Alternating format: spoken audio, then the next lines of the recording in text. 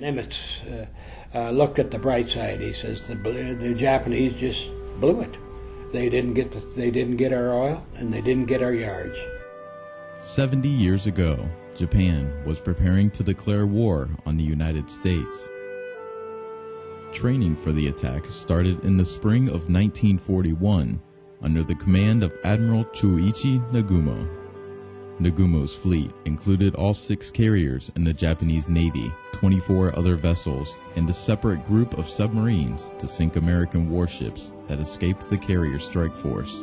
Sunday morning in Honolulu was for sleeping in, making pancakes, and going to church. People living on the island of Oahu paid little attention to the hum of planes in the distance, believing they were part of an Army or Navy drill. 130 vessels of the U.S. Pacific Fleet were parked at their moorings, except the Pacific Fleet's 3 aircraft carriers. The Japanese strike force took up position 230 miles north of Oahu. Early December 7th, there were men at their posts on base manning the watch. At 6:40 a.m., the destroyer USS Ward identified the conning tower of a Japanese submarine off the coast of Pearl Harbor. The Ward attacked and sunk the submarine. They reported the sinking as a routine event. Also, before 7 a.m., the Opana Point radar station detected a large flight of aircraft approaching the island from the north. They thought the aircraft were a flight of B-17s coming from the mainland. The first wave of the Japanese carrier strike force had 183 aircraft. They attacked shortly before 8 a.m., hitting the base airfields and the fleet anchored in Pearl Harbor. The leader of the first attack wave sent coded messages back to Admiral Nagumo that the attack had begun. When there was not a single U.S. Army or Navy plane responding, he radioed Tora, Tora, Tora, meaning tiger, tiger, tiger. These code words meant the surprise had been achieved. Army Air Corps airplanes, parked wing to wing as defense against possible sabotage, were parked at the airfields of Hickam, Wheeler, and Bellows. Naval aircraft were lined up at Ford Island and Kaneohe Bay Naval Air Stations. Marine aircraft were parked at Ava Marine Corps Air Station. The airfields were hit hard, destroying the aircraft before they could rise to intercept the Japanese. Hundreds of planes were destroyed on the ground, and hundreds of men were killed or wounded. The primary targets were the more than 100 ships anchored in Pearl Harbor, including the 8 battleships. USS Nevada, with their commander ashore, flooding below decks, and against incredible odds, got underway and headed to the channel to cheers from witnesses. The ship survived 3 bomb hits and kept moving, but the possibility of blocking the channel forced her courageous crew to beach the ship. I was on the West Virginia, which was a battleship, and it was the first ship that was sunk at Pearl.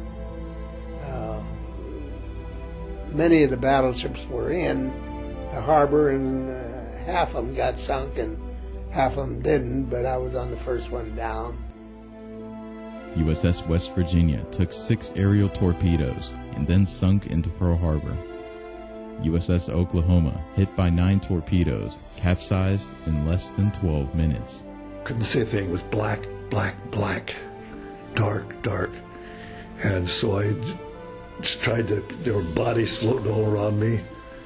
And then I saw a light. Hundreds of men were trapped below decks. Some were trapped for more than 25 hours and rescued. 429 lost their lives. We were down about 50 feet deep in the depths of Pearl Harbor. I swam and swam and swam, and finally got to the surface, and there was burning fuel oil all around me. At about 8:10 a.m., an armor-piercing bomb hit USS Arizona's forward ammunition magazine. The explosion and fire instantly killed over 1,000 crewmen.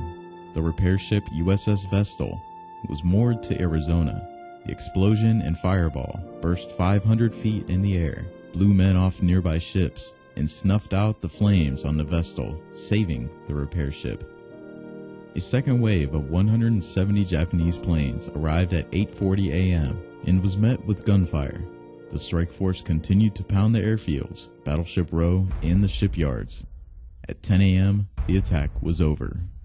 Admiral Nagumo did consider a third attack, but knowing the absent U.S. carriers could pose a threat, he ordered the force home. The Admiral felt the 2 waves of attack had neutralized the Pacific Fleet, which was the objective. 21 vessels, including all 8 battleships, were sunk or damaged.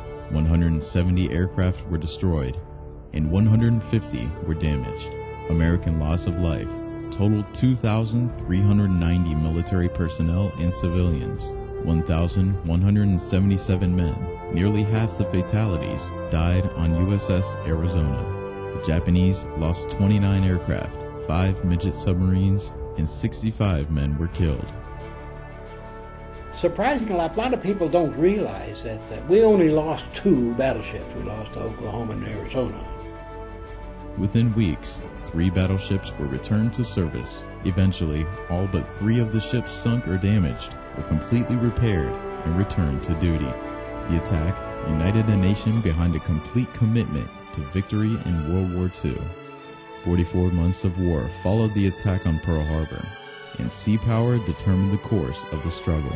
There was a decisive shift in naval warfare, from the battleship to the dominance of carrier-based aircraft in the submarine.